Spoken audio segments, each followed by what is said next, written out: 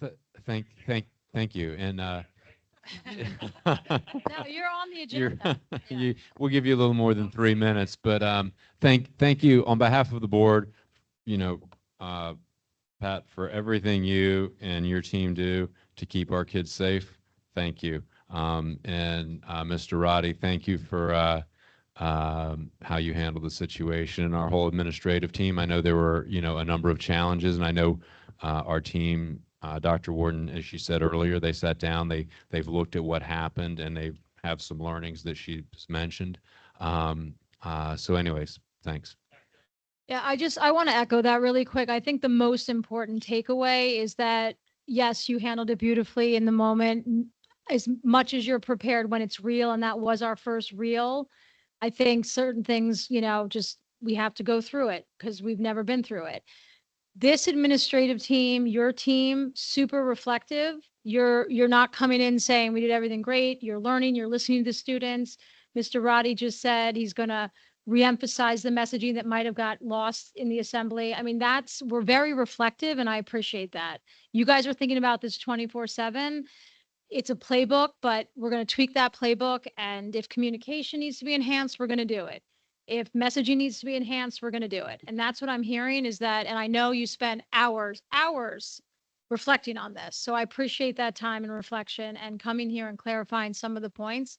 And I commend all of you because we're very, very lucky to have the access that we have to you.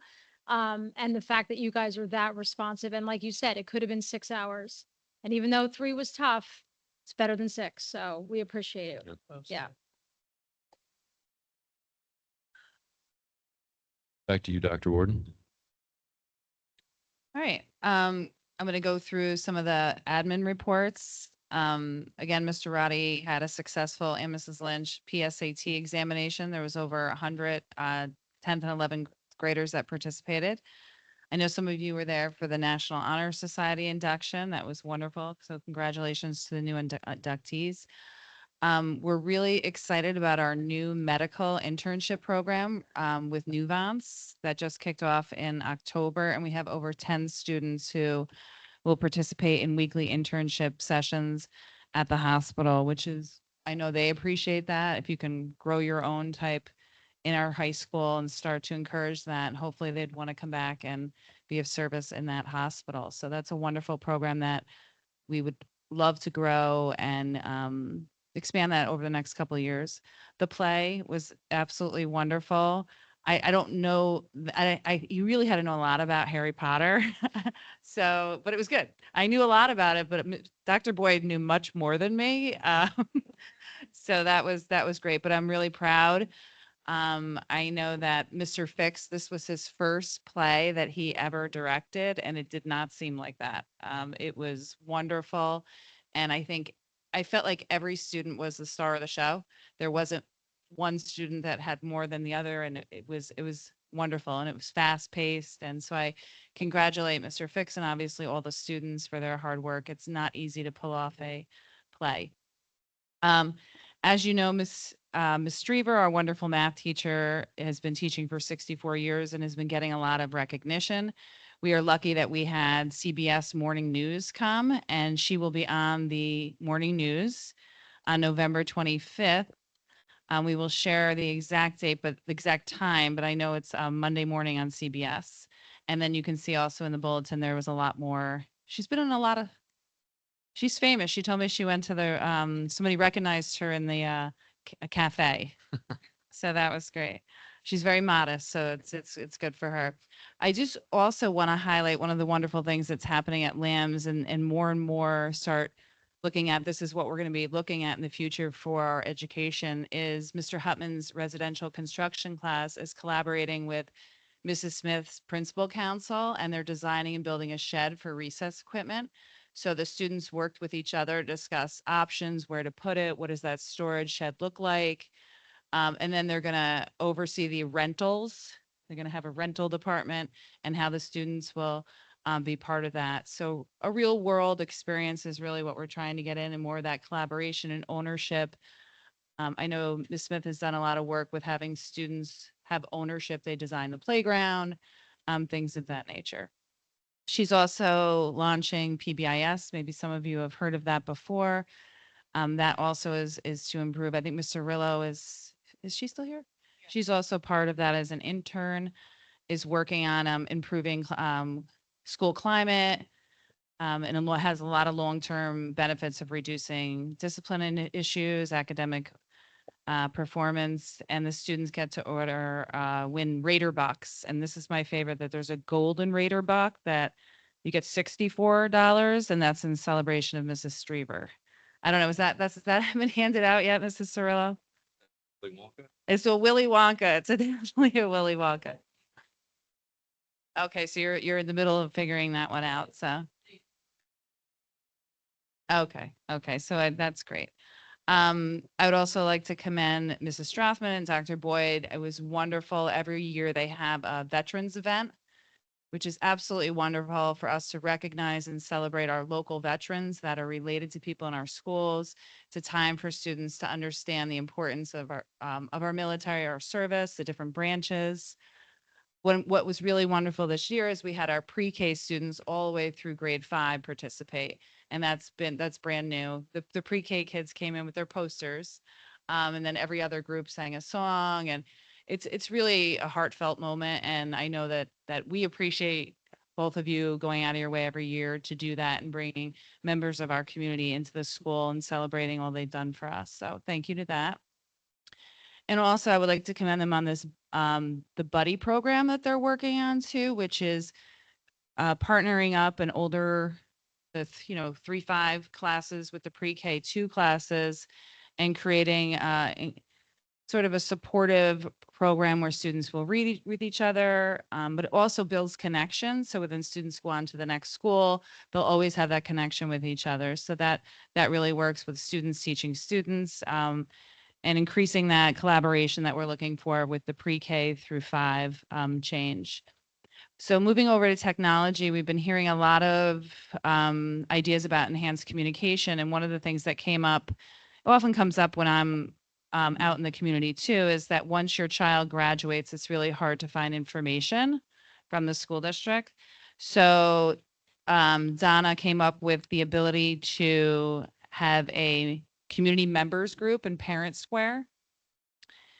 So there's a QR code that people can go with on our website, and then they can self-enroll. So anytime that we have a play or we have something in the district, our district newsletter, that could go out to any member. So please pass that along. I know that we hear that often, that people say, I didn't know there was going to be a play, or I didn't know there was going to be whatever event. And there's so many great things to highlight.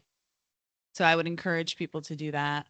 And right now we have about 47 people who join the group. So obviously we would like to have that grow. So it's just a matter of getting that out to the public, and more people know about it. That's great. We also have our MFA authentication, which is, as you know, is a multi-factor, is all part of our cybersecurity protocols. So also, I know John Lessica's over there too.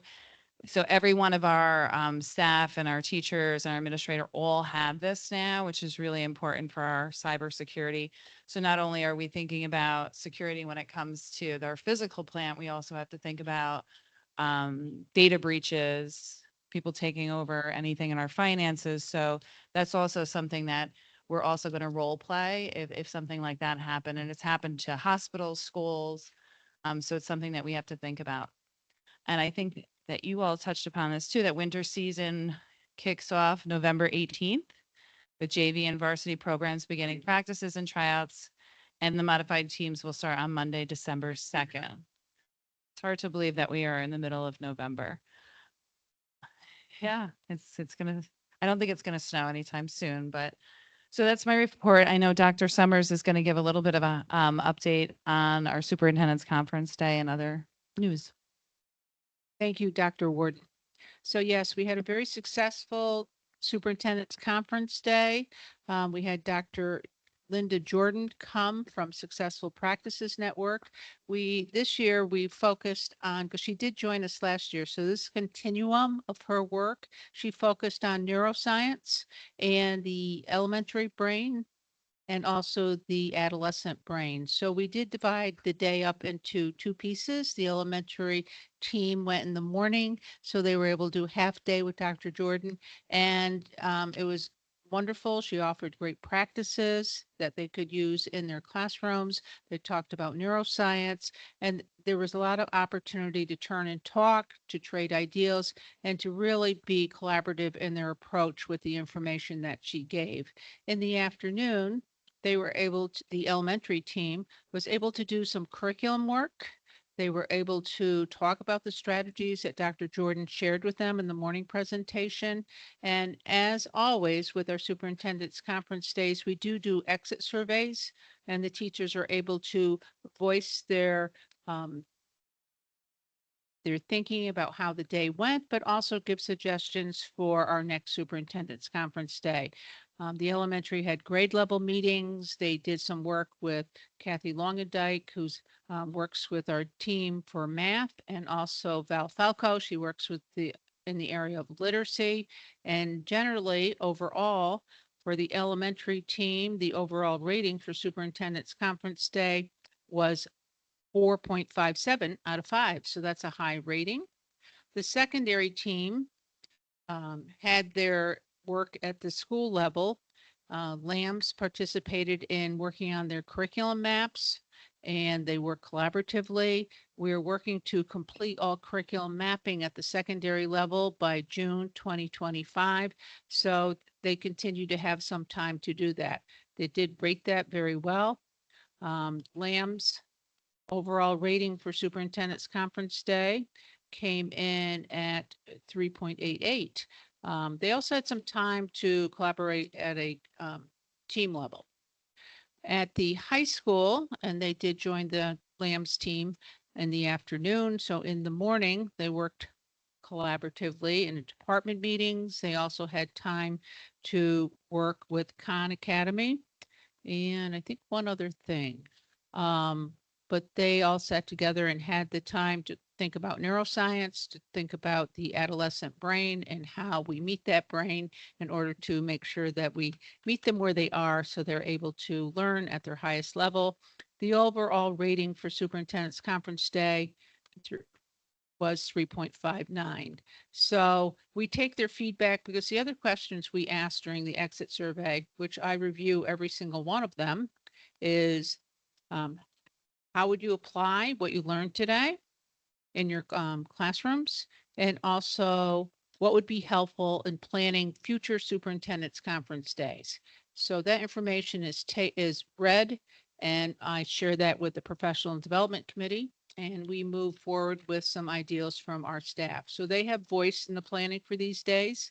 And I think overall, it was very productive. I had curriculum council today, and the feedback from that team was very positive also. They had some great suggestions for next time because Dr. Jordan will be coming back in March, and we will dig deeper into neuroscience and also some more practical suggestions and strategies for teaching and learning. That was our day. I think everyone overall had a very productive day. Sounds like a wonderful time. Thank you. Any questions from the board? No. Okay, that brings us to the highlight of the evening, the budget overcast. Yeah. Yeah. So we're going to have two presentations tonight. The first one is the budget overcast. As you know, we right now are in a situation where the Rockefeller Center is analyzing how schools are funded. In particular, how aid is given out to school districts. So we still don't have that information, but sometimes we never know what the information is going to be. But it seems like this is the first time since I've been in education for 30 years that I've ever seen them analyze it with an outside group. So obviously that would then have to go over to the legislator and they would have to decide ultimately if that's how they wanted to move forward with funding for schools. So we're going to attempt to forecast individually like our numbers and what we're thinking for the future. But as we gain more information about this, I don't know if it's going to be a completely new formula or they're going to say, we like this portion of the formula. But going forward, we're going to work best with the information that we have. So thanks. And I don't know if that was slide 1. No, but slide run one is actually built in anticipation of bad news coming out of that. So before I do slide 1, I want to talk just a little bit about fund balance, and I want to tell you what our general fund balance position is, because today is November 14th, 2024, and if today was my first day in the district, and I knew that I had to administer this year's budget, and I was about to launch preparation for the 25-26 budget, the very first thing I would want to know is what's the district's fund balance. So I'm going to tell you folks what the district's fund balance is so that you'll have that footing to start off with as well. So when I want to know what the fund balance is, I want to go back and I want to look at the last time that an independent auditor verified it for me, and that was June 30th of 2024. On June 30th of 2024, our total general fund balance was $12.1 million. Now, the next question that you'll ask is, what's $12.1 million mean? Is that a big number, a small number? Is it just the right number? Well, to gain perspective on that, we can go back one more year and we can look at June 30th of 2023. The Office of the New York State Comptroller every year pulls together an analysis of fiscal stress for districts. And one of the things they do in that analysis is they rank the 669 districts in the state by the value of their fund balance in comparison to their annual expenditures. So in 2023, the Red Hook Central School District finished with $11.7 million, just a little bit lower than we were when we finished 2024. That meant that we had 21% fund balance as compared to our annual expenditures. That put us on the list for the comptroller 542nd out of 669 districts. In other words, in the bottom 20% of districts around the state in terms of the percentage that our fund balance represented as a percentage of our expenditures. Only 127 districts behind us. So you will hear from folks, wow, Red Hook has a monstrous fund balance. What are they ever going to do with all that money? But we are in the bottom 20% of school districts around the state when you look at percentage of fund balance compared to annual expenditures. Now, with that said, I'd like to transition into this slide and talk about portions of fund balance, because I'm looking at this slide as the portions of fund balance that are really there for budget stabilization. If you look at the first 5 items on the list and discount the last 2 for just a second, those first 5 items are all part of our general fund balance. And if we concentrate on the left-hand numeric column, those are the 2024 numbers. In addition to that, we have something called the debt service fund. When we gain interest on borrowed money on a capital project, that interest goes over and it sits in the debt service fund, and it's there to help offset the local cost of debt service on capital projects. We currently have $2.2 million in that fund. And we also have an account that is not in fund balance, but it functions like fund balance. It's an accrued liability in the general fund. It's retiree health insurance. And we have $1.2 million in that account. That is to go against that actuarial liability that they put in our books every year that is like $170 million. There's no authorized way to fund that, but we do have this money there for that. So if you look at the column, June 30th of 2024, there are $10.3 million there that are really there for the purpose of budget stabilization. So what that means is there should not be a budgetary crisis in an immediate year. Fund balance has to be used prudently. If you dip into fund balance, you have to have a plan to wean yourself off of that use of fund balance. because the ultimate goal is to have your actual revenues match your actual expenditures. But this is to help set folks' mind at ease that there are some reserves and some monies available for the purpose of budget stabilization. Next slide. So as we begin the budget process, there are some things that we consider every year that are stable and some things that are new just to the last couple years. So we always have to consider existing contract obligations, which drives our expenditure budget. That's our biggest expense. The potential rise in health insurance costs, which have gone up over the past few years. New York State retirement system is often unpredictable. We don't have those numbers yet. I talked a lot about the EV bus mandate last year. The mandate is currently still in effect in that we have to convert our entire fleet to all electric by 2035. And if you remember, we have 44 vehicles in that fleet. And I had mentioned last year that if we did that on a regular, even replacement cycle, that would mean 4 vehicles a year.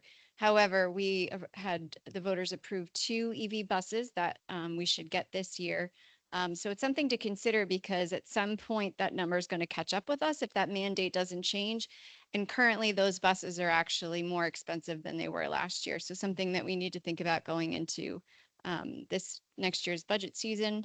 The state has put out some different proposals for safety upgrade requirements, but they have no funding to back up any of those upgrades. So that's something that we're currently looking at to see if they actually go into effect, what that would mean and what that would cost the district. And then we always have capital project debt. Next slide. New to this year, we had some miscellaneous revenue sources. We did have an increase in tuition paying students. So we went from $140,000 last year to $318,000 this year. Last year, we had a retirement incentive. We had 11 people retire, and that saved us about $400,000.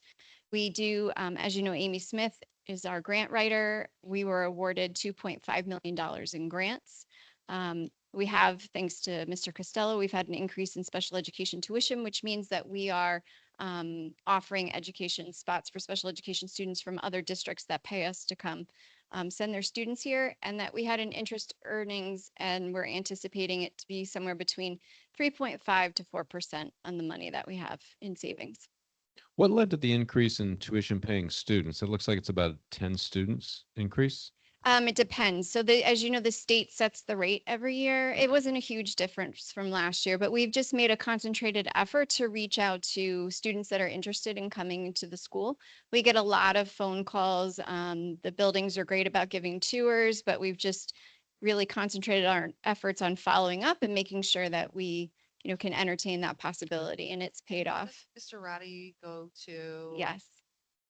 Miss Lynch is at High Meadow this evening, I goes over think. to High Yeah, Meadow. yeah. And speaks to those parents because they end at 8th grade, right? Right, and it gives an option for high school. So we're, Mr. Roddy and Mike Benachek, our PIO, and I are working on some marketing materials. Specifically, we're going to start at the high school Okay, for now. good. Yep. So our primary revenue sources are our property tax and state aid. And like Dr. Warden mentioned, new going into this year is just the unknown about the potential state aid modification. So I was at a workshop yesterday. So as of right now, the state has invested $2 million into the Rockefeller Institute to commission this audit of the state aid calculation. Right now, they're still saying they're on target for a December 1st delivery of what that will look like. But because it's unknown, we're not sure how that could potentially affect us. It could be minimal or it could be major. So something that we're keeping in the back of our mind as we build the budget. The other factor in that is assuming that we have a state budget that's decided by April 1st, which is their deadline. But as you know, last year they were late with that as well. So that's always a little bit of a guessing game for us in terms of what we get. And I think one of the things that we also have to keep an eye on, if at the federal level that there's no Department of Education, a lot of that money from special education that we receive for grants and our title grants, those are federal grants. So we just have to keep an eye on if that goes directly to the state, what's the state's formula is going to be. But I mean, Jack, I can't see Jack, but I think he's behind there. The cost of special education is soaring at a level that we get some reimbursement, but not as much as we need. So I don't know the implications of that. So that's just another factor for us to really keep an eye on, like the implications of what will happen with that when it comes to funding. Right. So we don't have answers on that or the No. other things. So Not any yet. advocacy, I think, around the table about moving quicker to find out some of those answers is huge for us. Next slide. So this is the downsized version of expenditure growth always outpaces revenue growth, at least when you take an initial look at it. So the columns on the left are meant to represent the current year budget, with the red being the expenditures, and then the yellow and kind of pink color there are made up of the revenues and then balanced out by the fund balance that we appropriate each year. So on the revenue side, Aaron already talked about some of the major drivers there, but contractual obligations to staff is a big one. The cost of health insurance, which is ongoing, increasing at a rate. Those things are moving in the range of 5%. And when you look at our anticipated revenues, we have no realistic way to think of revenues moving more than maybe 2.5% to 3%. So this slide is just a picture of that. So right out of the gate, we look at a budget where we know we're going to see expenditure growth, but where the revenue growth is probably not going to keep up. And even if we apply fund balance at the same rate that we did the previous year, we end up having to solve a budget shortfall. Russ? The bars on the right and the bars on the left, are they last year, next year? They're not directly representative of Red Hook, so we stayed away from, our $62 million budget this year. This is really just a visual. So Oh, this isn't Red Hook It's not- numbers. it's not This is Red just- Hook, no. This is just it's representative of the landscape, correct? that we know, with inflation, expenditures are outstripping our ability to keep up. Correct. Yeah. and I So, think there's so such you, a- you'll remember my favorite spreadsheet, which always showed, we come out of the gate with like a $1.5 million structural deficit on the budget. This is really saying the same thing. We know that our expenditure increase factors are going to outpace our revenue increase factors. And that's the annual task of the administration, is to address that and mold this into something that will again balance when we get to budget time. All right. Yeah, and I think that the issue is we have such limitations on how we can get revenue. So I think going back to that previous slide of saying, Mr. Costello, Dr. Hayes doing all that work of getting the tuition paying, the special education programs is huge for us, but is that sustainable forever? I don't know. So I think we do have such a limit on, we don't make money. Yeah. And those things are so minimal in compare, right? So 65% of our revenue is taxes and 30% of our revenue is state aid. And then the rest is the miscellaneous revenue and the appropriated fund balance. So we are really, I mean, it's not 100%, but we are darn near fully dependent on taxes and state aid. Well, we've talked about this for, a couple of years now, where, with the tax cap on the one hand and inflation running well above that, it's a compounding issue year after year. Yep. And we do see it every year and we solve it every year. So we will do it again. So this is just a general overview of our timeline for the budget development. So on January 15th, Board of Ed petitions are available. We do have 2 board seats up this May. We'll do the full administration budget workshop on February 6th. On the 20th, we'll have a fund balance projection and a tax cap calculation. Then March 20th will be important because that's the first draft of the budget to the Board of Ed, but we would need to adopt any legal language or capital project propositions if there would be one on the May vote. It has to be done on March 20th. On April 10th is the day that we have to adopt the budget. The 21st of April, the board petitions are due. The 8th, it will be the public hearing. And then on May 20th is our annual district vote. Any questions? Yeah, and I think we're still trying to figure out if we want to separate the public hearing from the budget expo. I think last year it got a little confusing for people. So just getting some feedback from the community that maybe having that as a separate entity from that expo might be a better idea. So we're thinking about that already. Any questions on the board? No? All right. Thank you.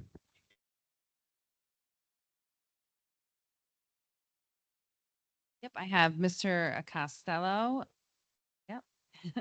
Sorry. Mr. Costello is one of the things that the board had asked for a presentation is how we're doing with our social emotional programs, and also he'll talk about the grant program that we have at the middle school and high school. So Mr. Costello. Okay. So I'm just going to give you a real brief overview. If you want more in-depth information, you all know where I am. And you know I like to talk, so this could be a 2-hour presentation, but I'm going to try to keep it to 10 minutes. Just Yes. they're like, yeah, we know we talked. Really, we're out. Running for the door. So just to give you a sense of our SEL team, our social emotional learning team that helps support our students' mental health needs. At Mill Road, we have two school psychologists, we have 2 social workers, we have a half-time school counselor, and we have a contracted behaviorist that works with us 10 hours a week. At Lambs, we have a school psychologist, a social worker, 2 school counselors, and we now this year through our RECUBS grant, which I'll talk a little bit more about later, we have our Effective School Solutions clinical program. And at Red Hook High School, we have 1 school psychologist, a social worker, 3 school counselors, a college and career counselor. And even though you think, why is the college and career counselor under SEL? Because there's a lot of anxiety about going to college and careers, and she does a marvelous job at helping our kids navigate that and feeling good about the choices that they're making and the options that they have. So, and then we also have our ESS clinician at the high school as well. And district-wide, we also have a slew of people that support our students' social emotional needs, including our school resource officers, our administrative team, our faculty, all of our support staff, regardless of their department. From the time a student gets on the bus, that might be the first smiling face they see that day, until the time they go through the lunch line or they're in their class or on the playground. So it really is a team effort. And so those are kind of the people that we have. And there are 3 levels of support that we give kids, and you've probably heard it through MTSS, multi-tiered systems of support. Tier 1 being the first level, then we put tier 2 on top of that if that's not enough, and then tier 3 is the most intense intervention. And this is not an exhaustive list, but some of the things we have for tier 1 is, first of all, classroom presentations. Our school counselors and our social workers and our psychologists are in classrooms all the time doing full classroom presentations. I was at one today with our team doing at the middle school, the 7th grade group, and the work they were doing was on gratitude and being grateful and what that does for your mental health and your physical health and your relationship health. And it was really, the kids had great answers. It was really exciting to see. We also do a ton of professional development. Some of it's small, some of it's large, but people are working on things like trauma and executive function and LGBTQ plus supports and alternatives to suspension. Those all work into students' social emotional health and having a positive mental health outlook. We use programs like Responsive Classroom, PBIS. This year, the high school is doing a freshman focus, and they're covering a lot of things to help support our freshmen. But one of the things that all of our freshmen will be going through at the end, being supported by our grant, is teen mental health first aid. So all of our freshmen are going to be trained in teen mental health first aid. That's to help them and to help them help the people around them. And not that we expect them to counsel them, but to have resources so they know where to send friends or family members who are struggling, and then how to also help themselves.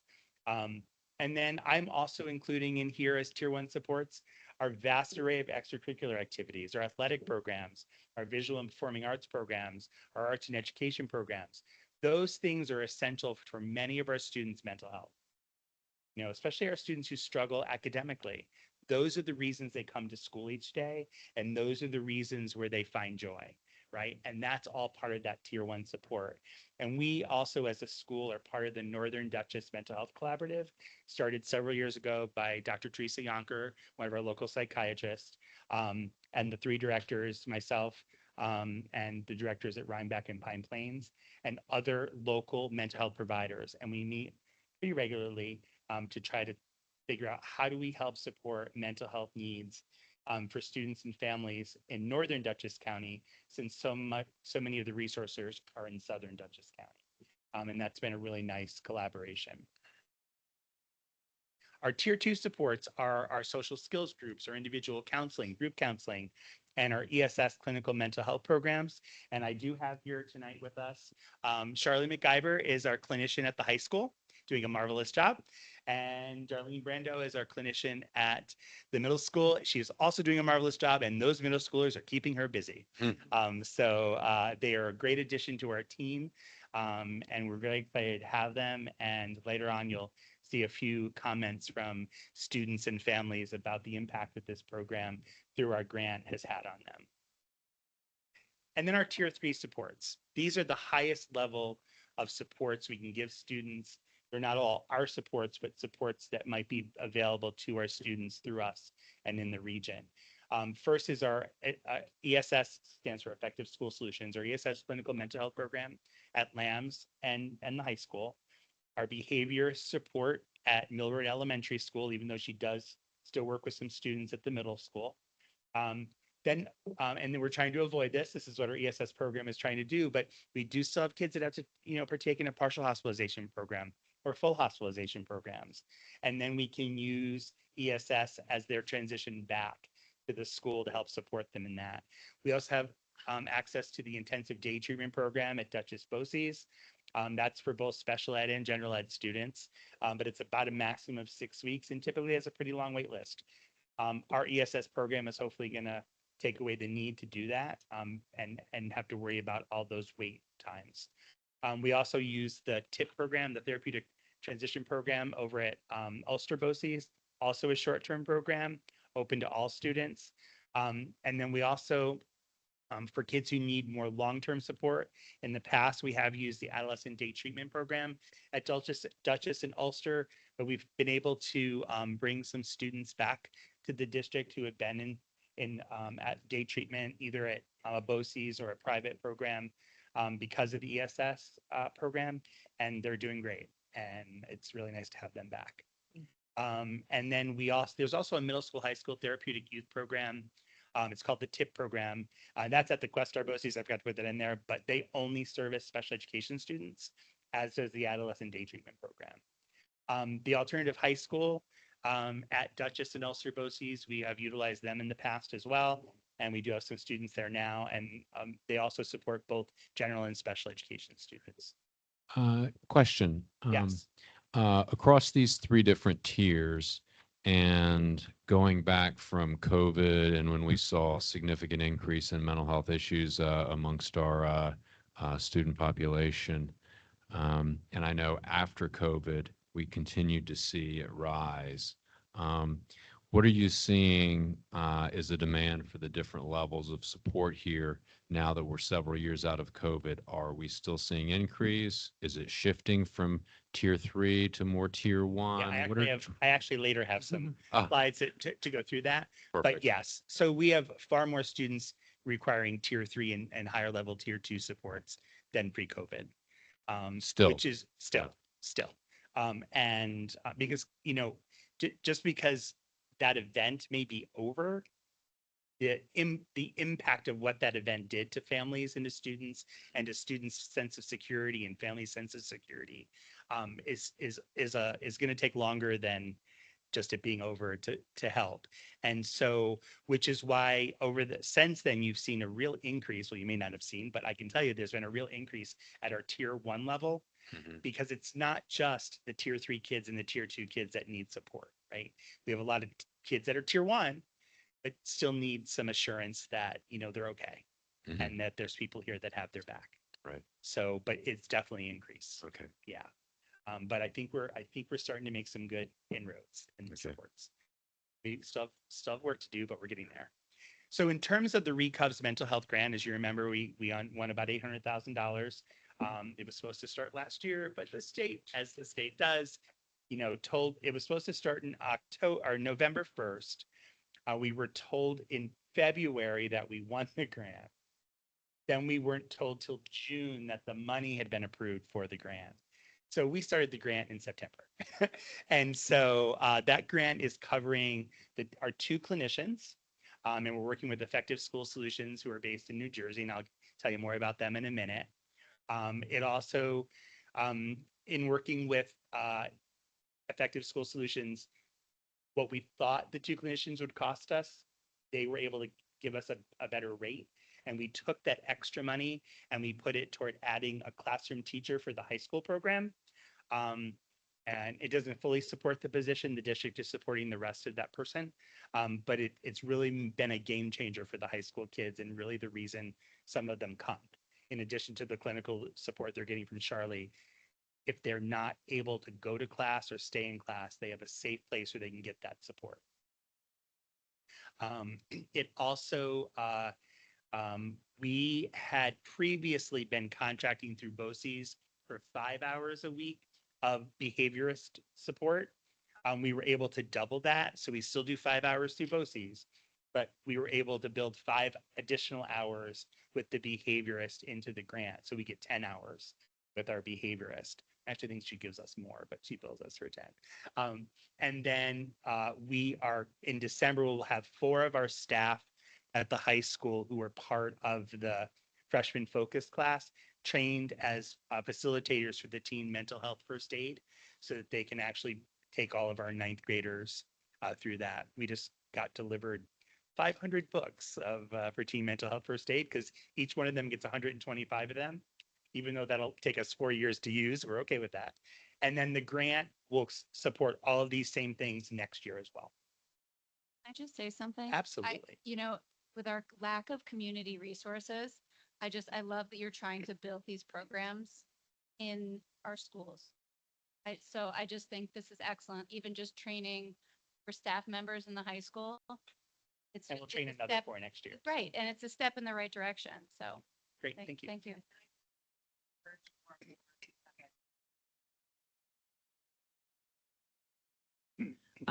People usually feel more comfortable getting resources locally. So I know that this comes up a lot and Red Hook Together meetings too, that the northern part of the county is in dire need of more support for our children outside of school too. So I know there's a lot of advocacy. So I would also encourage, I know that the county is making their budget right now and a lot of the emphasis right now is on the north in the southern part of the county for those types of resources. So I know that there is talk about putting something more locally here, but again, it requires much more people's attention to that. I mean, for example, even when we send a student, work with a family to send a student to the stabilization center, it's down to Poughkeepsie, right? So, and sometimes by the time they get there, they've calmed down and, Funding component. Yeah. So. Yeah.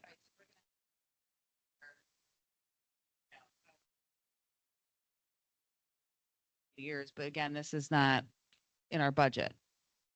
This is a grant at this point. Go to the next slide.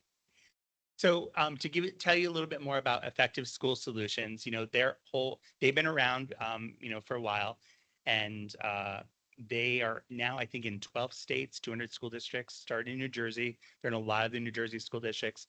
As you know, I've been trying to get them here for about 4 years. With the grant, we're fortunate enough to have them now. They're expanding into New York. You can go to the next slide. So they provide, personal mental health. I'm going to just zip through the slides and kind of just give you a synopsis, but basically what they're doing, and you can keep going through the slides. Get to when it said district challenges, you can stop. But basically what the program is doing is it's supporting our students with individual counseling, group counseling, family therapy, which is not something that schools should be providing, though we kind of have been doing it. But now we actually can provide it through that program. And they also provide family support, and they will act as case managers with parental consent and coordinate with all the students outside providers as well. So it's a real wraparound support for students. And the challenges that it's helping us with is, you know, you talked about before the percentages. Well, nationally, it's about 3 to 5% of the students nationally are a tier 3, and we're seeing that really increase. But they're actually thinking now it's more closer to 20% are tier 3 students, and 5 to 28% of the students nationally are dealing school avoidance. That's increasing. The whole behavioral health challenges with students with increased aggression, both verbally and physically. Elopement, disregard for rules and expectations, and general non-compliance is increasing that. And funding is hard. So it was nice that we have this grant, but I'm confident that in the 2 years that the grant's running, I will show you why it is in our economic benefit to continue the program, because we've already saved quite a bit just bringing kids back that would typically have been out of district programs that we couldn't. Yeah, and I know when you say economic benefit, you also mean helping the kids and the families. I Yeah. mean, you know, families that have a child that is struggling with mental health issues. And they're part of our community. They should be in our community, right? Not an hour away. Yeah, it's great that we're able to offer, you know, what we're doing, because it's a real burden on the students and the families. So some of this data is, you know, pre-COVID data. It's starting to change, where we talk about 3 to 5% of the kids being at tier 3, 10 to 15% being at tier 2, and then the rest, you know, all of the students are really tier 1. But I went to a conference last year in New Jersey on the state of mental health, and the experts that were there are saying really in their practices and the work that they're doing, the research they're doing, is they really are thinking that the tier 3 really is closer to 20%. Which, if you think, you know, of a population of 1,700 kids, right? That's what, 340 of our kids that are really in significant crisis with mental health. We may not see it, right? But We're seeing the tip of the iceberg if it's 20%. right.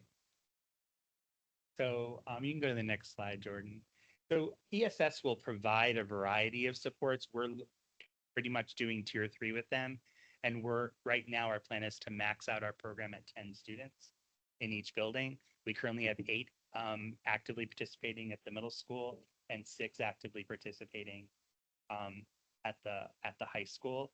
We've been talking about not maxing it at 10 because we do want to have some space for kids who are transitioning back from a hospitalization, so they have a safe place to get that support to get caught up and be able to transition back in. Next. So what they've seen, over the years they've been doing this, is that in most of the schools, they have been able to prevent 95% of students from having to seek outside therapeutic placements. They've had a 59% decrease in severe disciplinary incidents, a 34% decrease in absences, and most students are increasing their grades by 1 letter grade. That's across the board. And they also, you can go to the next one. They've been working with Yale. Yale's done 3 different studies for them on their data. And what Yale's come up with is a 56% reduction in hospital stays, 35% decrease in disciplinary incidents, 31% decrease in absences, 23% reduction in intensive outpatient referral. So, the power of working with a larger organization like ESS is it's very deep. So, for example, Charlie and Darlene and I meet every week with their direct supervisor.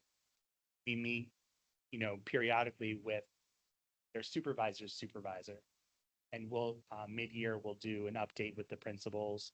And then at the end of the year, an update for all of you of data.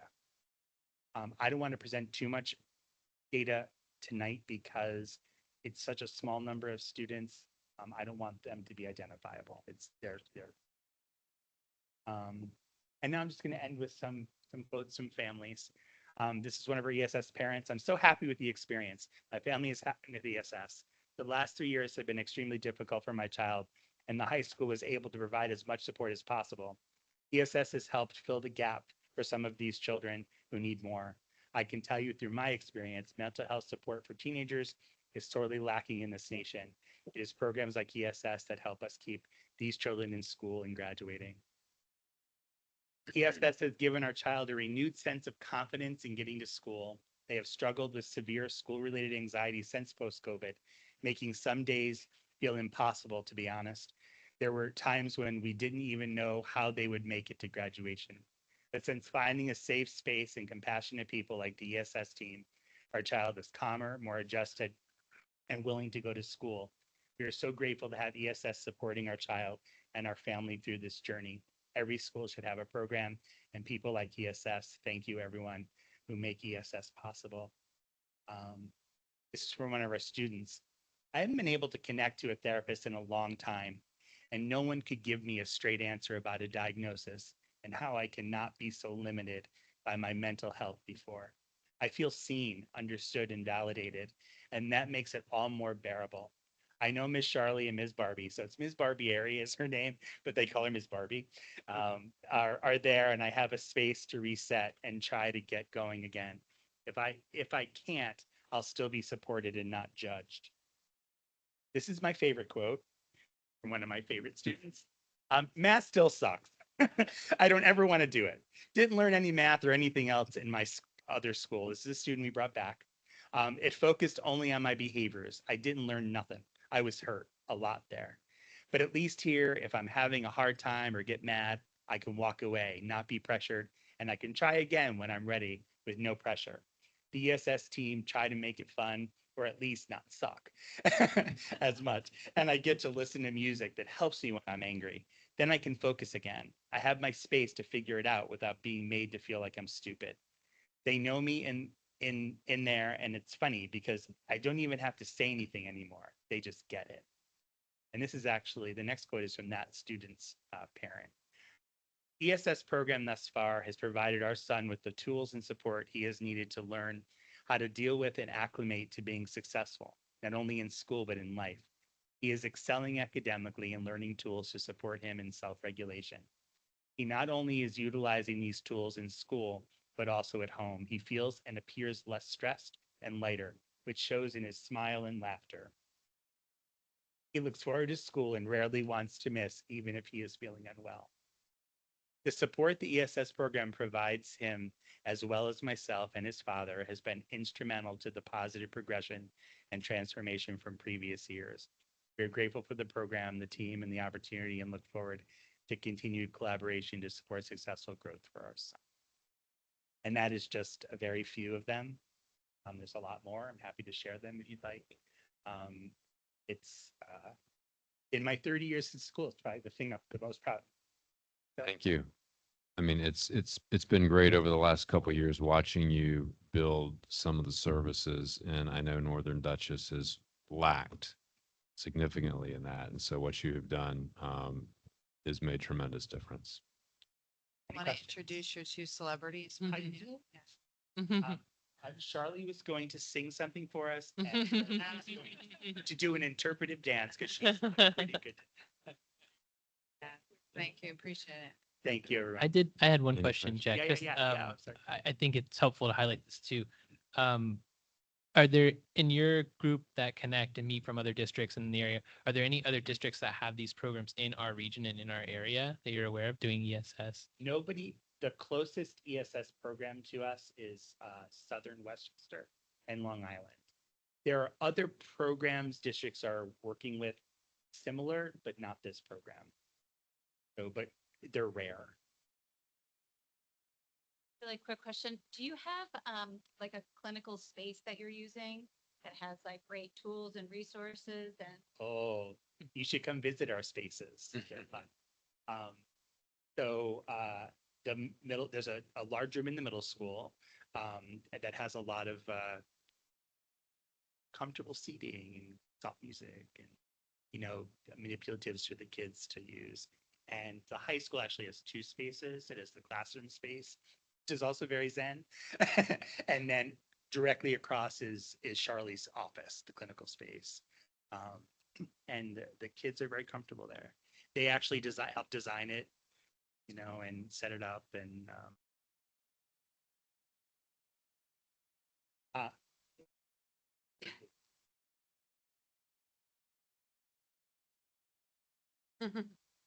but if you'd like to come see the spaces, let me know. We would arrange for it on time the kids aren't there, just to protect their privacy. But yeah, thank you, everybody. Thank you so much. Thanks.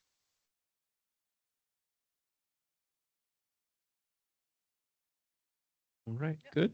All right, that brings us to our first recognition of visitors. So there's an opportunity to hear from the community. I just a couple reminders. You have 3 minutes and about 2 minutes, 45 seconds. I'll give you like a little polite wave to let you know. This does need to relate to board business or something about the district. If you have an issue with Kim Jong-il, this is not the venue. No identification. Please don't speak students' names or teachers. We try and honor and respect the privacy of students. And then just please keep comments, civil and respectful. I will say over the years, I've learned a lot from hearing from the community, whatever the topic might be. And it's a lot easier and better to do that when it's a nice civil discourse. So with that, I will let people approach and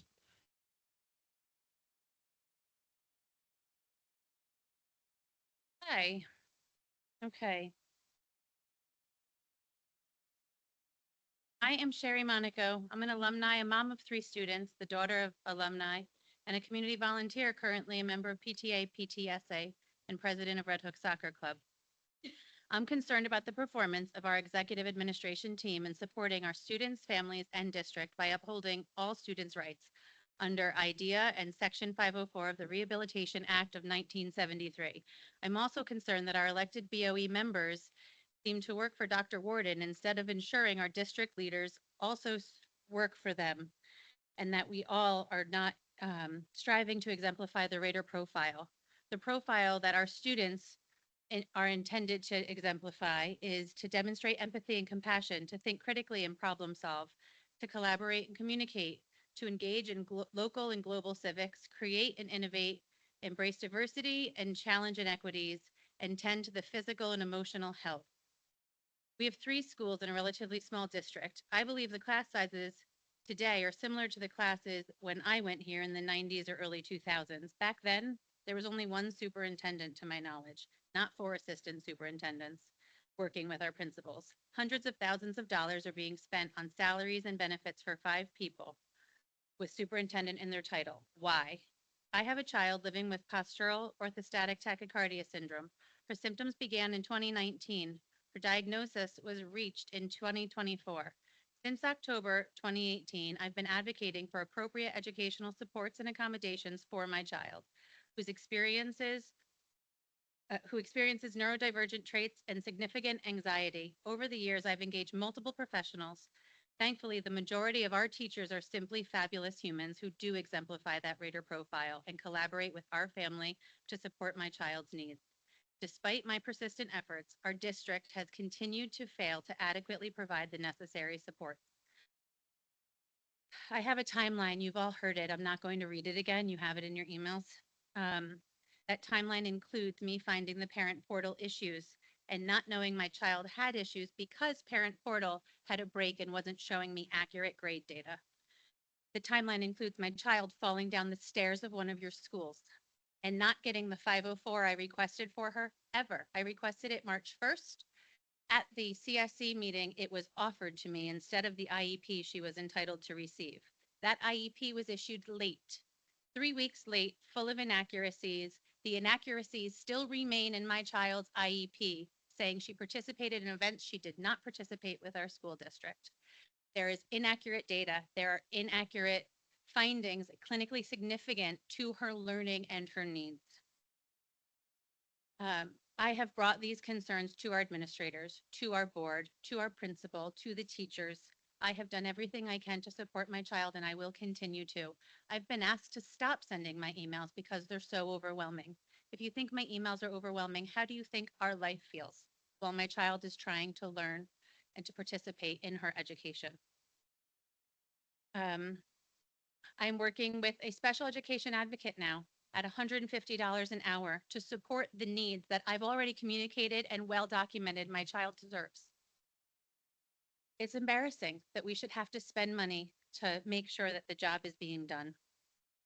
I'm also working to file complaints with OCR and with New York State Education Department. Tonight you shared the budget plan. That the budget plan is to bring in special education students from out of district and support them. How are you going to support students from other districts when you're not supporting our own? On the agenda tonight is also the resignation of Jamie Craig, a special education teacher in Mill Road, who I have heard fabulous things about in my membership of Northern Dutchess Mental Health Coalition or Collaborative. I always flip that word. Yeah, please, have to ask you not to talk about staff and, sorry. also just as a note, you're at 4 minutes. So, if you could wrap it up. Less than a minute? Yeah, you can have less than a Okay. minute.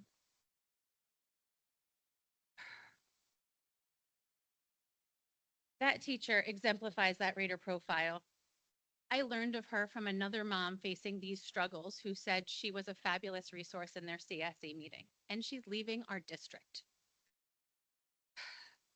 Her job or her resignation is noted as 12/6, but the job that's posted has a start date of 12/16. My cousin's child is in her class. How is she going to be supported for those 10 days? How are we taking care of that mandate? Where is the communication? My cousin had a meeting with that teacher today and was not told she was resigning. So tonight you shared that budget plan and the revenue stream. How do we support families like ours before we start supporting families from the other district? Jack spoke to the social emotional health of students. Last year, we eliminated a guidance position at Lambs. We removed a principal mid-year and then promoted that same resource, creating a new assistant superintendent position. Yeah, Our district, our Sherry. at the end, our district leadership needs an overhaul. Our students and families need accountability, compliance, and support without needing to invest our resources in attorneys and advocates because the parent voice is ignored or silenced. Thank you. My daughter would like to speak. I know her minutes are different than mine. Thank you. My name is Drew Monaco, and in April 2024, I was diagnosed with postural orthostatic tachycardia syndrome, also known as POTS. The month before that, I fell down the stairs at school while I was trying to leave the building to get home. This was documented as an incident, but was not later addressed or added to, the IEP was not reached and was put in, like the wrong accommodations were added to the IEP that I received in October. And I've heard from other families and students that they had the same struggles with getting an IEP and how this board does not support these services. And it's really difficult to live with what a lot of these students live with and what I live with. And it's forget that with trying to maintain a regular education and keep up outside of school activities. This pouch that I have on me right now is full of salt and stuff to help me manage to not pass out when standing up. And it took until this month when my family hired a special education advocate to get the proper IEP issued. And that, quite frankly, to me is disgusting. It's horrible, and no student should have to go through what I've gone through and what my family has gone through, but so many have, and in my opinion, it has to be stopped because it's not okay. And yeah, at the end of the day, the ones suffering the most are the students. It should be first priority that they are suffering at least like the least as possible and are getting the best education that they deserve. That's it. Thank you.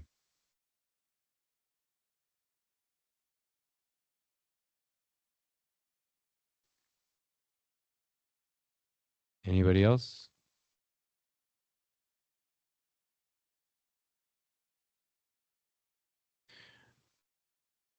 All right. That brings us to any questions on the administrative reports? I think everyone has them. Are there any questions? That's where I saw our cross-country student was going to state. That brings us to BOE review and committees. I'm going to start with the Community Engagement Committee, which is a new committee. I don't know who from that committee would like to talk about what you guys did on your kickoff.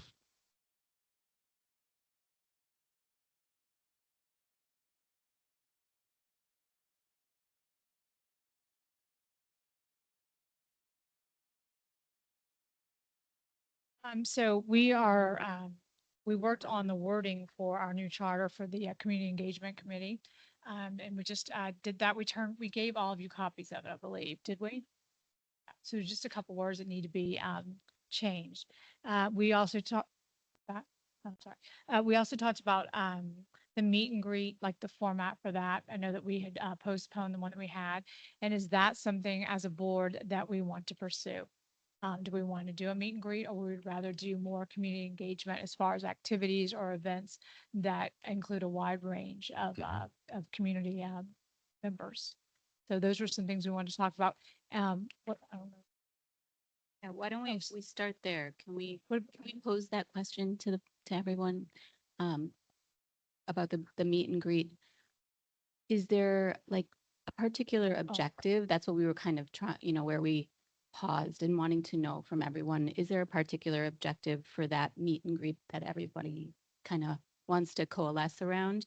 And if we were kind of wondering, is there overlap between that and the community conversations?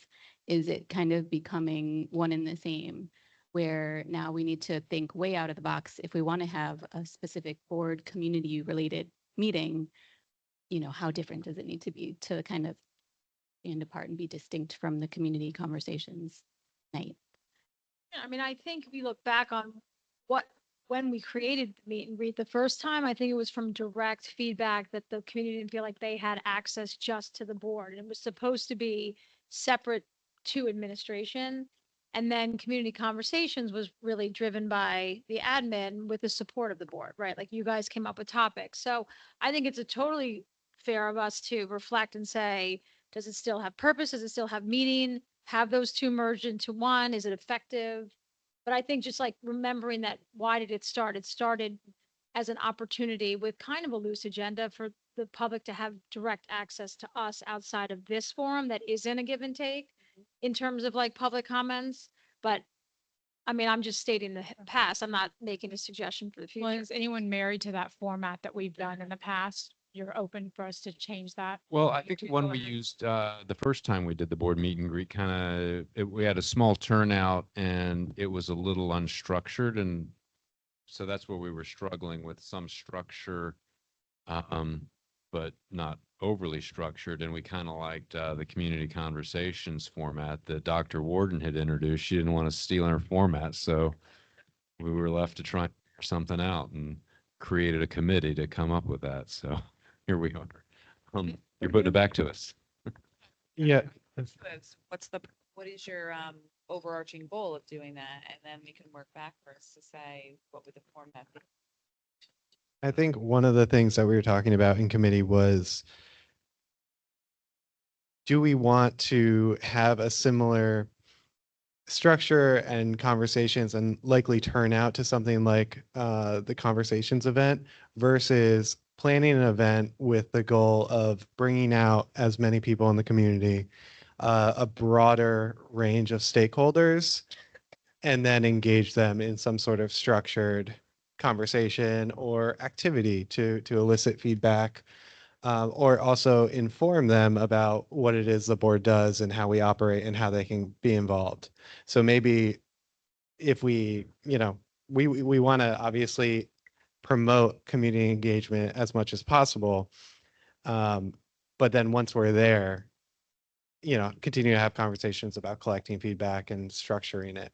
So we spoke about kind of having more, I don't know, lighthearted events and then adding some structure to it. So thoughts, comments, just, we're trying to gauge whether you want to have sort of a something that you've had in the past versus like trying something new. Yeah.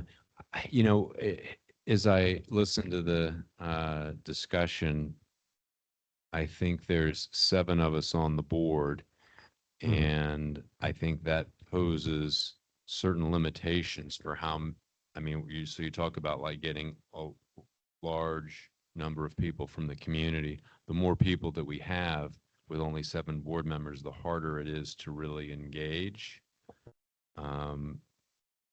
So Idea is to speak to the PTAs and ask them perhaps what they're looking for information-wise from the board as opposed to administration. I know that there's some of them are here tonight too, but that might be an idea to start, just to say, if you had a time with this group, what are some things you would like to know, or that would be different than the event that the school district holds to get information for budget and strategic planning. I just wanted to say, add something. It kind of sounded like there may be 2 things happening or more instead of just one thing. So it seems like we're trying to make a choice, but maybe it's not a choice of choosing one thing. Maybe there's 2 separate things that would be helpful. Maybe it would be helpful to have this larger group and event, but also might be helpful to have some focused contributions from the community around our board goals. So it sounds like to me, and I think this is okay to go any direction. It certainly sounds like an improvement. But maybe there's 2 things instead of one. Yeah, I think if we start to make it too structured, it becomes the community conversations. But we also did want to reach out to kind of other pockets of the community that maybe we don't get to hear from as much. And so if we put together the idea of getting input with the idea of kind of a board hosted event, maybe we choose a location off-site and, invite the community and sort of we played with the idea of having sort of input boxes that are related to topics that the board would oversee. And that way people could kind of write down feedback, put them in the box. We could share them out through the night. We were playing with some different ideas and maybe even just an info portion of the night about what board members do, what does the board oversee, to kind of generate also interest in the community for future board members. So kind of a board related, it's sort of back to the meet and greet idea, but combining it with some other kind of somewhat structured ideas. yeah, I hate to say this, especially as a board member and having been here for 4.5 years. I'm not sure how thrilling a topic it is for what the board does, or a lot of what our kind of regular business activity is. Hmm? So It's important. It is. It's important. Yeah, but I'm wondering, is that something that a lot of the community would really care about? Or at the end of the day, I think they care about what's taking place in the school on a day-to-day basis. It could even just be a survey that says, if there was an event hosted by the Board of Ed, what kind of topics would you want to talk about? I mean, I think we need context. I Yeah. think just like a free-for-all is not hugely productive, and it wouldn't necessarily probably draw the vast group. But if you solicit some ideas from the public, and then we can frame based on what we get, then we can frame maybe, That I think is that what you were, I'm sorry if I missed it. Was that what you Yeah. were? It's just about, not simply about board, like how and why we do what we do, or It's a combination. combination. Yeah, but were you suggesting like a survey to get some frame? No, that was Kate. Okay. People Yeah. come and in that moment, At that, yeah, Yeah. at that Like- event, they would kind of I do have an feel like it's opportunity to branching offer. beyond though, like a meet and greet at that point, and is meshing with a community conversation. but how would you And so organize? people might be more open yeah. to Back have and- conversation with us. I'll go back to my original suggestion, maybe of going to like one of the PTA meetings and Yeah. saying like, this like a focus group, of people? What are you hearing? What would maybe be something you would attend? I think that's a good, Um, I think that's a good suggestion as a starting point is maybe the PTA meetings and maybe there's another meeting or two or a group Yeah. where the board can go and hear from, yeah, some engaged people as to what, get their input on what topics and agenda would make sense. Is that? I mean, you can also help us get more people come to the community conversations. That's also Right. really helpful. I think we increased to about 100 people last time, so Yeah. it would be great to have more people attend that. And one of the tables, the topic could be about the Board of Education. You know, Right. Just knowing more about us. sure. Do it board talent show. Yeah, that's so much. And so just one other question that we had is it okay that we meet? Because we are getting such a late start, the three of us. Is there any policy that prohibits that it's not just under a committee meeting? So that we could, so the three of us could meet and talk about different ideas and events, just so we can get a little further ahead. I think as long as you post the time. Okay. And that it could be attended by the public. If, All right. yeah, And that would be like through Elena? Yeah. Elena okay. can coordinate that. She has to, there's a time period that she has to provide notice and you'd need to do it in a location here. Okay. Yeah. I think you should read the charter. Oh, 'cause and we vote still on didn't. that. Yeah, did everyone get a copy of the charter, the language that was sent around? Yeah. There were a few revisions. Do you want to read it or do you want me? If you read it with the Okay. revisions and then, because I believe we'll then vote on this. Okay. Yeah, okay. All right. So it reads, whereas pursuant to policy 2210, the Board of Education seeks to form an advisory committee to engage with community members and organizations in the community relevant to our district to help promote the district's goals and objectives on behalf of our students. Whereas the Red Hook Central School District desires to promote accomplishments of the district in a collaborative spirit with parents, community members, and organizations, it is hereby resolved that the Board of Education hereby creates a community engagement committee to meet as often as necessary, but no less than every other month. And it is further resolved that the community engagement committee shall be made up of less than, it should say less than there, less than 3 board members and any other administration that should read they, deem necessary. And it is further resolved that the Community Engagement Committee shall advise the Board of Education on effective plans for engaging and communicating with the community and leveraging organizations in our community to help pursue the goals and objectives of our district. The only change I think is, I believe you said less than 3. Right. It needs to be 3 or less or no more than 3, because less than 3 is 2. This is what Elena had written. So, yeah. Beg your pardon? That's what Elena, I think, had written that. So that makes sense, though. Yeah, Because it was it 3 or needs, less. yeah, 3 or less, yeah. Or no more than 3, yeah. But Yeah, yeah, otherwise it's 2 and one of you guys is gone. I'm already cut from the committee. Okay. I mean, I'm just like sounds trying to good get it right. otherwise. Yes,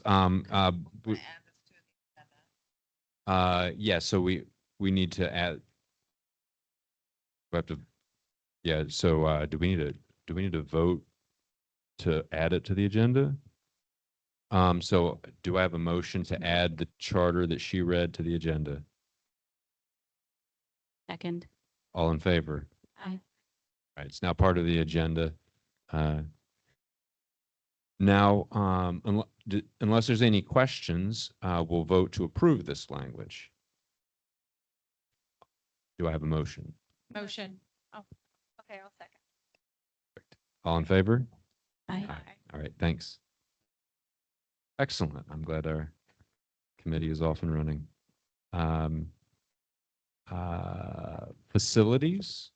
Okay, we had our first facilities meeting post the capital project vote. So we just reviewed where we landed. I think everyone should know by now, Prop 1 and Prop 3 passed. Prop 1 again was a lot of the interior work, including the exterior columns, the fluorescent lights, HVAC, gymnasium floor and bleachers, the new safety lockdown system, and the exterior columns, exactly. And then Proposition 3 are the two natural fields. We spent a lot of time on Prop 1 talking about timing. Again, now we enter sort of the painful phase of, appropriate SED approval, timing, and really figuring out how we can prioritize with even within all of those elements, a rollout that makes sense with our school calendar, and so forth. So there's a little bit of work there. Aaron's put some good thoughts together about how to prioritize within Prop 1 to get things done in a timely manner. So we'll have more updates as we continue to meet every month. One slight snafu with Prop 3 is that I know Janet has mentioned multiple times that we are in discussions with the town on a current sewer overhaul, the village, excuse me. And we are looking to have our engineer and the engineers of that project come together to see about timing and impact, and if any of our outdoor spaces would be impacted and therefore in any way delay the work that we would pursue on the natural fields. So we don't have an update today. We're hoping to have more information from that engineer connection by the December meeting.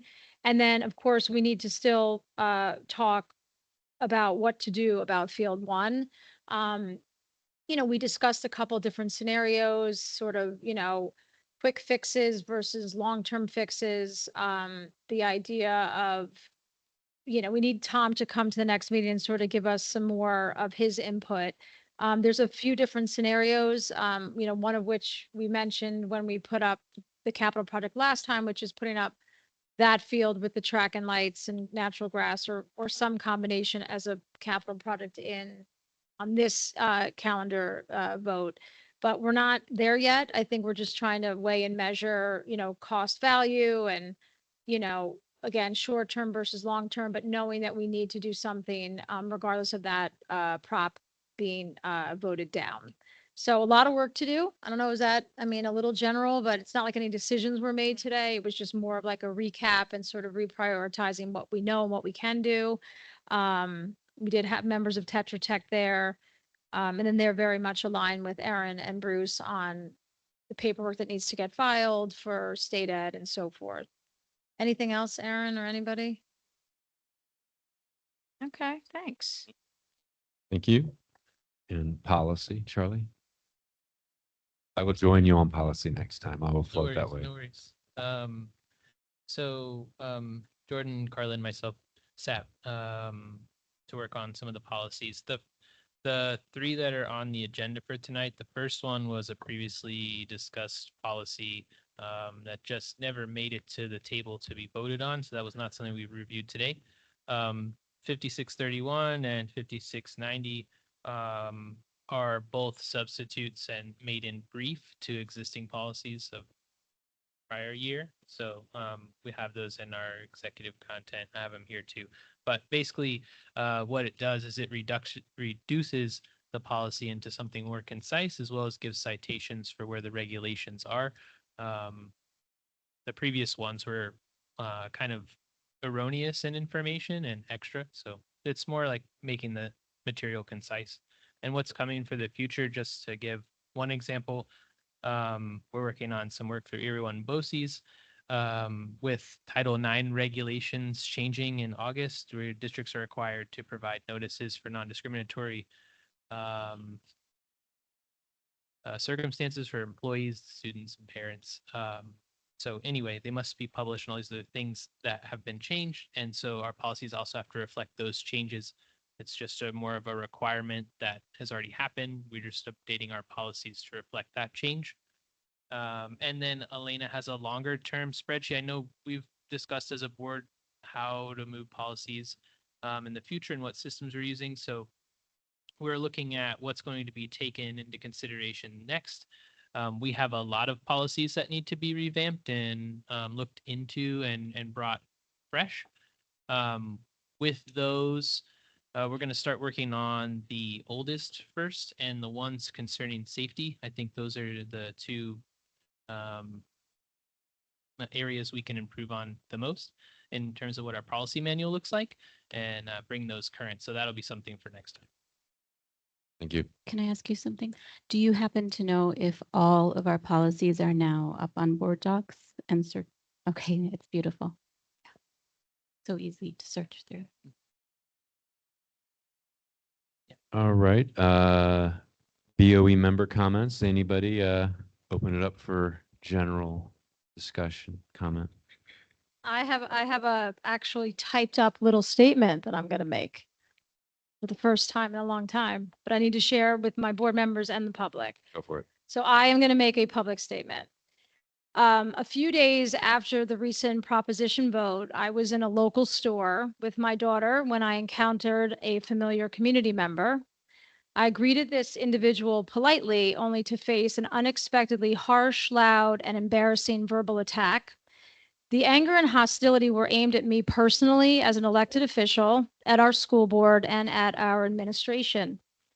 The incident escalated to the point that store management had to step in to defuse the situation. It was deeply uncomfortable, left me feeling very vulnerable, and was witnessed by several bystanders, but most distressingly by my daughter, who was confused, frightened, and hurt by the behavior that she saw.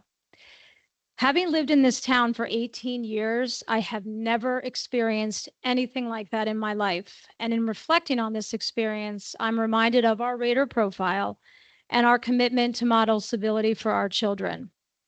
Regardless of our public disagreements, every person at this school board table serves with dedication and care, and I believe that. We give our time selflessly for this community and, most importantly, for the children that we represent. Red Hook cannot become a place where public officials are targeted for harassment, which goes beyond our First Amendment rights and is legally punishable. And I was encouraged to do that, and I chose not to. Our children are watching us, and that day my daughter was watching. It was very confusing for her. Differing opinions are a cornerstone of our democracy, but the way we express them matters. No one should ever be spoken to or treated as I was that day. And for the sake of our community, our children, we must continue to set the highest standards and respect with civility. So I just felt like I needed to say that, and it's well over, but we just have to keep that in mind. And I appreciate all of you very much. Thank you. That was well said.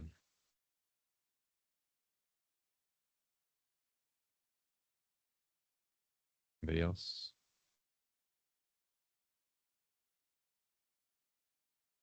Anything on BOCE Spotlight? That's just that was just FYI for us and information. Quick to, both Aaron Lasasi and I are on the interview committee for the Duchess BOCES superintendent. So we met last night and reviewed the questions, and we have 3 dates in January. We will see the finalists.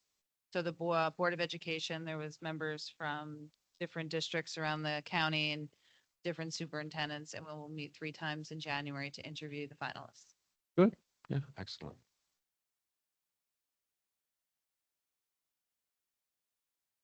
That brings us to policy review. We've got 3 policies for first read. Do I have a motion?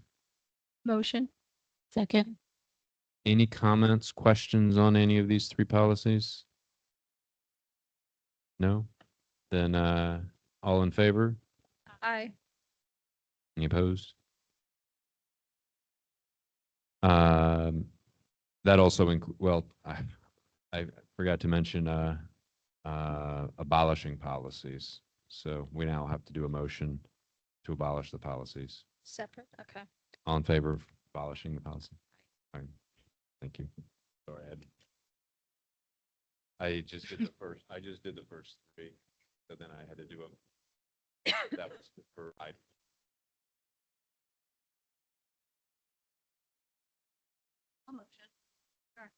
Aaron made the motion and Charlie seconded it. Yeah. Right. That brings us to consent agenda. Do I have a motion? Second. Any questions or comments on here? Number of items, field trips. I just had a, Mediterranean looks interesting. I have a comment that I think it's really awesome that they're going to see SUFs, that Miss Huber, one of the field trips is that the women's studies class is going to see SUFs, suffragettes. Have you? Okay. Never mind. If you don't know, you don't know. And I just wanted to commend Mrs. Huber for, she was talking with her class and realized that they had never gone on the trip to DC because of COVID. And she's just kind of trying to make it up for them. Just thought it was really cool. Oh, yeah. Excellent. Thank you for pointing that out. Yeah. Any other comments on anything on the consent agenda? This does include the bond resolution, item 22, 13.3 million for the capital project. All in favor? Any opposed? No. Okay. This brings us to personnel agenda. Do I have a motion? Motion. Second. Just a note, I believe you may have all seen Dr. Summers had some incremental reference checks on one of the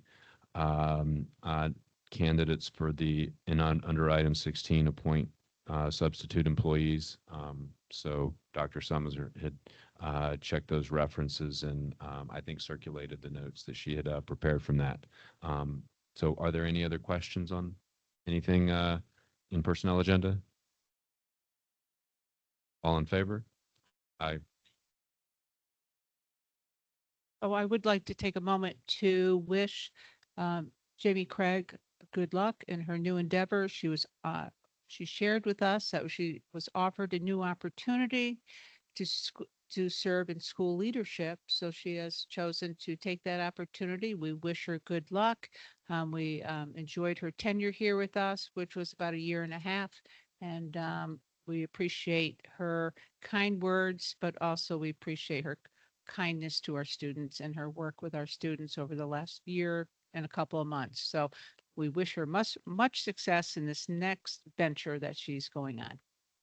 Thank you. That brings us to second recognition of visitors.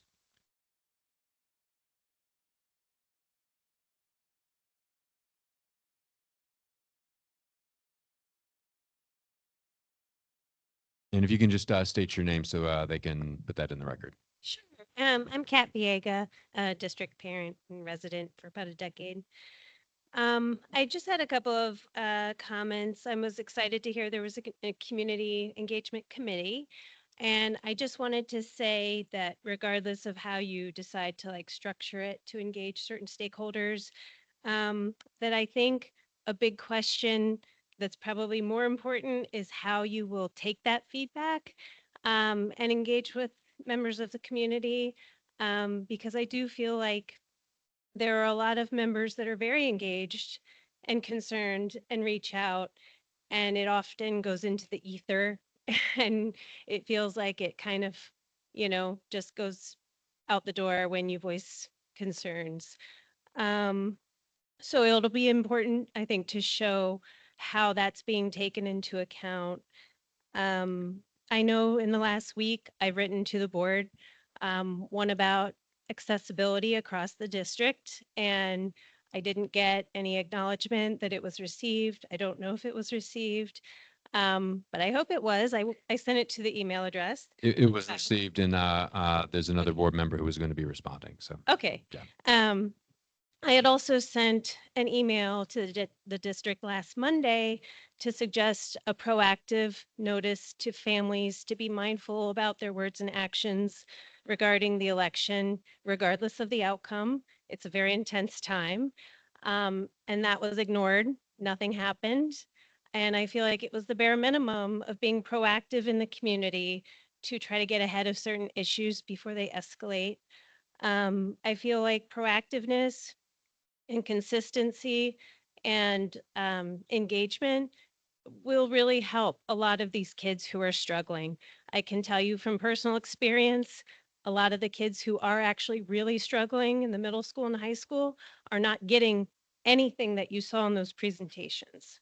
So, I think there is some additional work to engage the community, especially students. So I hope you'll keep that in mind, when you hear these presentations about what's going on underneath, because a lot of the times the people that really need help are not the ones who have their voices heard or documented in these presentations. We're a really great district and we have a lot of resources. And I feel like there's a lot of opportunities to really use them to help the students. So that's my piece. Thank you.